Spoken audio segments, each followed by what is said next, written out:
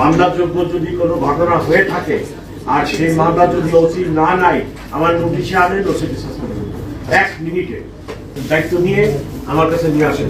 Sir এই sir বলা দরকার, আপনি বলেন ভাই বলে বলেন ভাই এই জায়গায় এই লোক চাঁদাবাজি করতেছে, ওটার আমি আটকে কোনো চাঁদাবাজি হবে না, কোনো চাঁদাবাজি হবে না। মেয়েকে কষ্টার্জিত অর্থ থেকে আপনি খাবেন, এইটা হবে না। আর আমার পুলিশ যদি এই ধরনের কাজে চাঁদাবাজি বা ভাত খায়, ধন্যবাদ, আমার কাছে নিয়ে আসেন, আমার কাছে খালি নিয়ে আসেন। যদি অ্যাকশন না পান আমাকে বলবেন, আমি চলে যাবো, আমি চাকরি করবো না, আমি থাকতে চাই।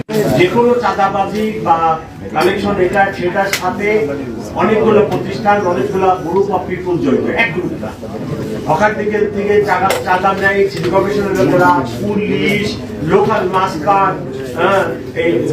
এটা বাটবাটার করে খায়। আমার পুলিশও বলে না, ওরাও বলে না, মাস্কাররাও বলে না।